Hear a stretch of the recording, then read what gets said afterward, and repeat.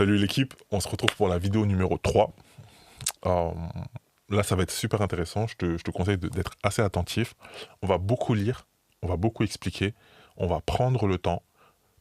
N'hésite pas à prendre vraiment juste cette journée pour cette vidéo-là, histoire de bien comprendre certaines choses.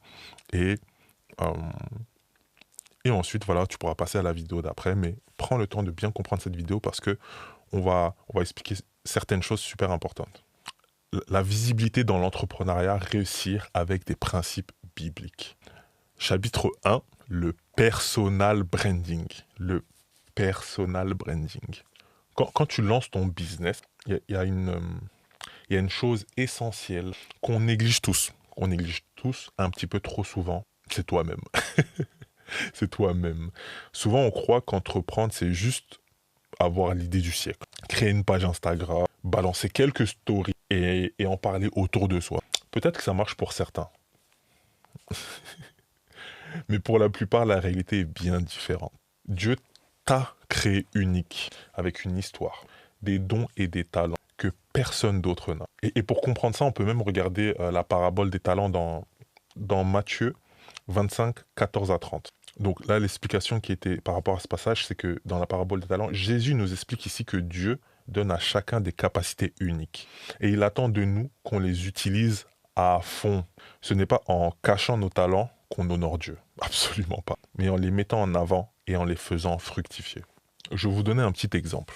Imaginons qu'il y ait quelqu'un qui t'appelle là et qui te dise Allô, j'ai une affaire de fou pour une voiture. Tu le connais pas. J'ai une affaire de fou pour une voiture à 500 euros qui coûte de base 15 000 euros. Euh, Imaginons que tu es les fonds et que tu cherches une voiture.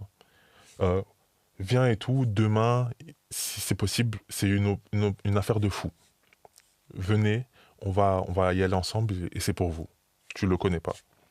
En parallèle, imagine que quelqu'un que tu connais, à qui tu fais confiance, que ce soit de ta famille, tes amis, peu importe, t'appelle et te dise écoute, frérot, sista, j'ai une affaire de fou, une voiture à 700 euros au lieu de 15 000. Viens, on y go.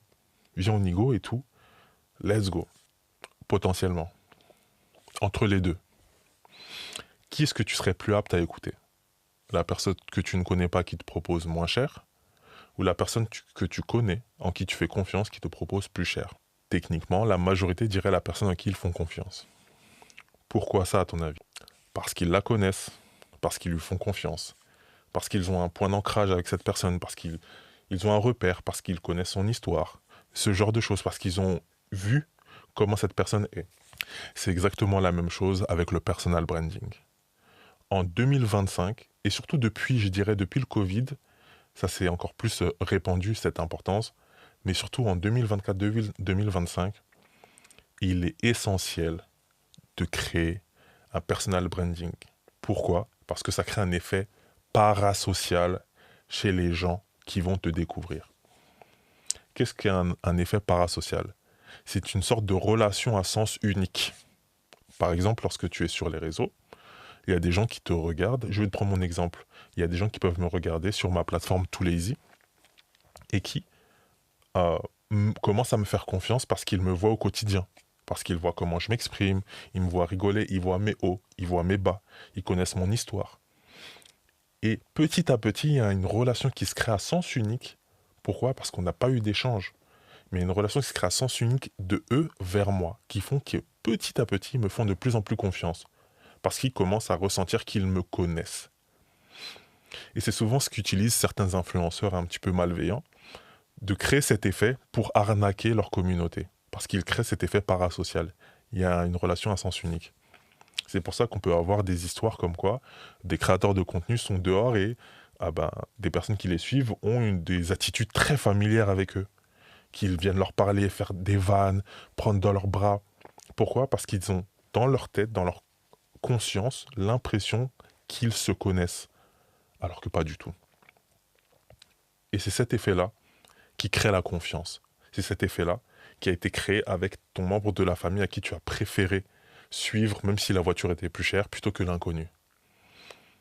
C'est cet effet-là qui est important dans l'entrepreneuriat. De créer une réelle relation d'une communauté vers toi, vers ton branding, vers ton histoire, vers ton produit. Regarde, j'ai écrit un petit passage pour toi qui est super important avec des passages bibliques. Ton business, c'est un prolongement de toi-même. Aujourd'hui, les gens n'achètent plus simplement un produit, ils achètent une histoire, des valeurs, une personnalité. En 2025, personne ne veut suivre une marque fade sans âme. Hum. Les clients veulent savoir qui est derrière le produit, comme je l'ai dit juste avant. Pourquoi tu le fais, ce que tu crois, tes valeurs, tes galères et tes victoires. C'est ce qui crée la connexion et surtout la confiance. On ne fait plus confiance à une marque juste parce qu'un influenceur de télé-réalité l'a partagé en story. Ça ne marche plus, ça d'ailleurs. C'est plus possible. Parce que la confiance a été brisée. On fait confiance à quelqu'un qu'on ressent comme authentique. Quelqu'un qui nous ressemble et qui nous inspire vraiment. Ok, on va prendre un exemple dans la parole de Dieu. 1 Timothée 4,12. Que personne ne méprise ta jeunesse, mais sois un modèle pour les croyants par ta parole, ta conduite, ton amour, ta foi, ta pureté. Dieu, il nous pousse à être une référence, un exemple réellement pour les générations. Et notre personal branding doit refléter ces valeurs, comme on en a parlé dans les 2 premières vidéos, d'intégrité, de transparence et aussi d'authenticité. Réellement, c'est comme ça qu'on impacte. Proverbe 22.1. La réputation est préférable à de grandes richesses, et la grâce vaut mieux que l'argent et l'or. Donc, ta réputation, en vrai, c'est ce que les gens disent de toi quand t'es pas là. Donc, soigne-la en étant honnête et authentique. Donc, on a compris que le personal branding, c'était important. Avant de prolonger à ce niveau-là, il y a quelques questions qu'il faut que tu te poses. Qu'est-ce qui me rend vraiment unique? Qu'est-ce qui te rend vraiment unique? Quelle partie de mon histoire peut toucher mon audience?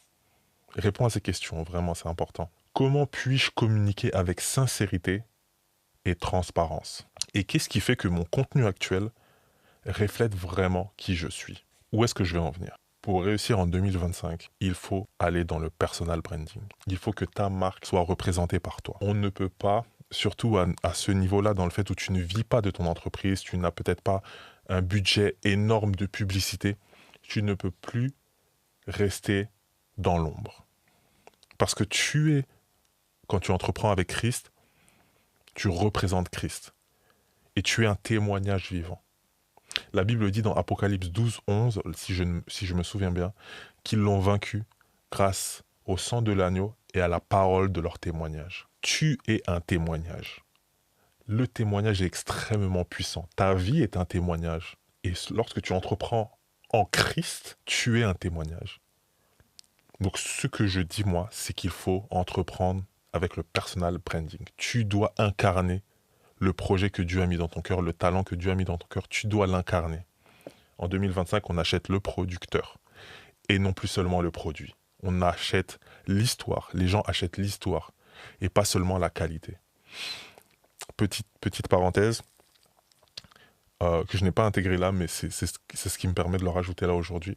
Je regardais un interview du créateur de Doctissimo qui disait que d'ici 5 ans, l'intelligence artificielle fera tout mieux que tout le monde.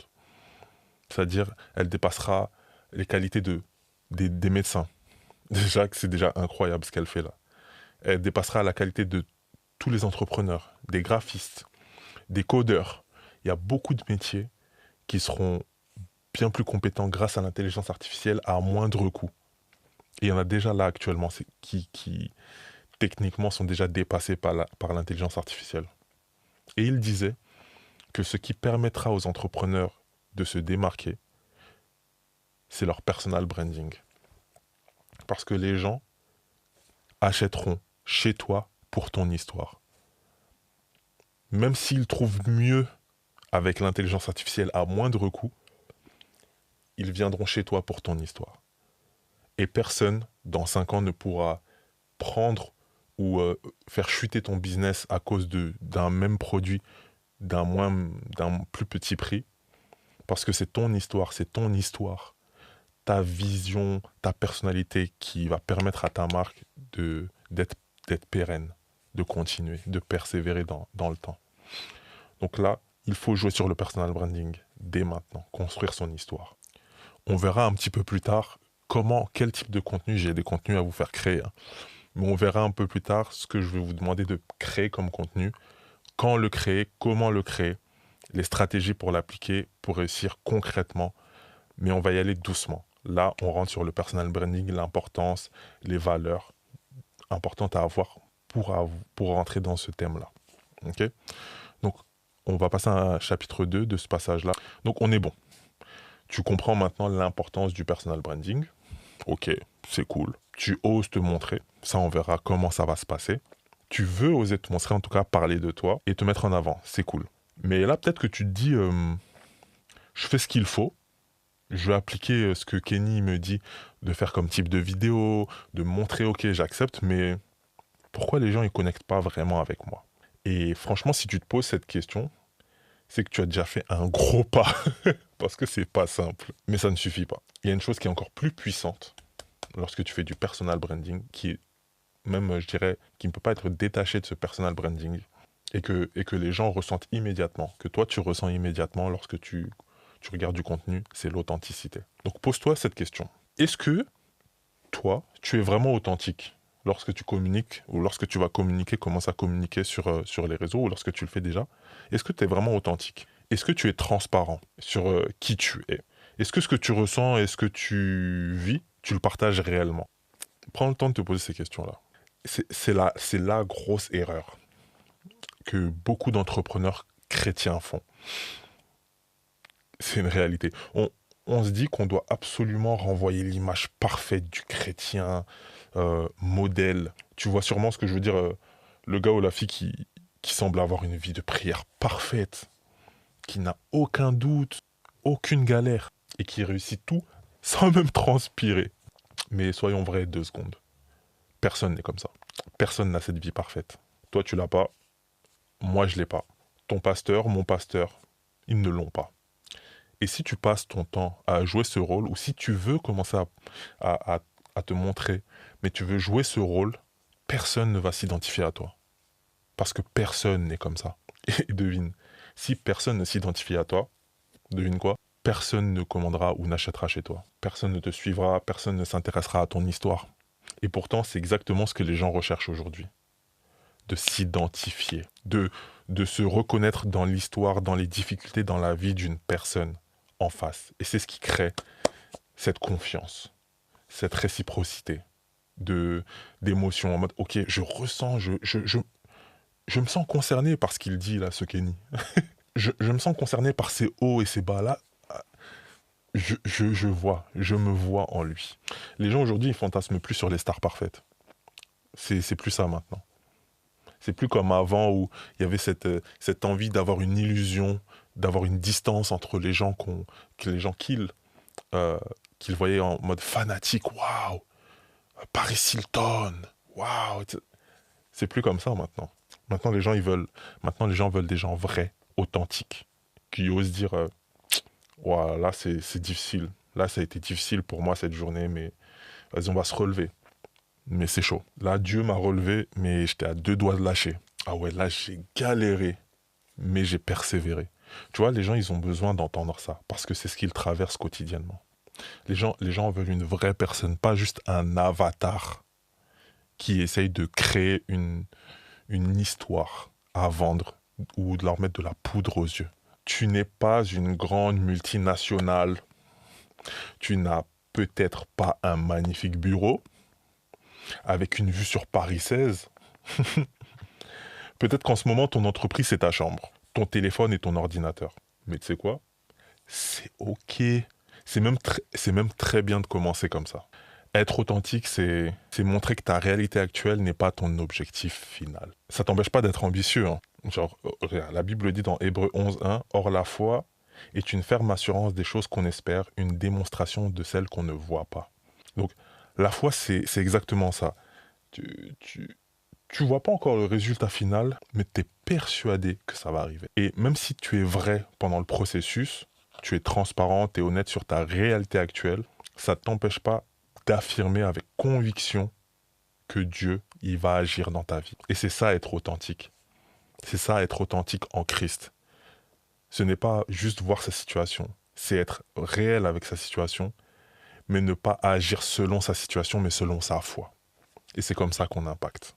Exemple, tu vois, j'ai commencé petit, j'ai commencé avec ma foi et un rêve dans mon cœur, et regarde aujourd'hui où Dieu m'a amené. Ça, c'est un impact. Ça transforme des vies, ça transforme des cœurs. Donc, question à te poser, comme toujours. Est-ce que je partage sur les réseaux, est-ce que ce que je partagerai sur les réseaux reflètera ma réalité? Ou une image que je souhaite leur faire croire? Suis-je honnête, serais-je honnête sur mes difficultés autant que sur mes réussites? Est-ce que j'oserais, ou est-ce que j'oserais être vulnérable devant mon audience pour créer une réelle connexion? Pose-toi ces questions. L'authenticité en soi, ça éloigne pas les gens. Ça ne te rend pas plus faible, ça ne te rend pas, je sais pas, ça ne te décrédibilise pas.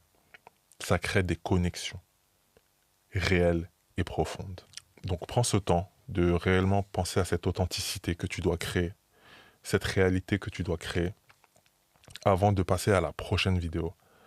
Imprègne-toi de tout ce qui a été dit aujourd'hui, réponds à ces questions, applique dans ta vie, avant même de créer du contenu, applique dans ta vie tout ce qui a été dit, réponds à ces questions, travaille en toi, et ensuite, on va passer à la partie pratique, ce qui doit être appliqué. Donc à tout de suite pour la prochaine vidéo.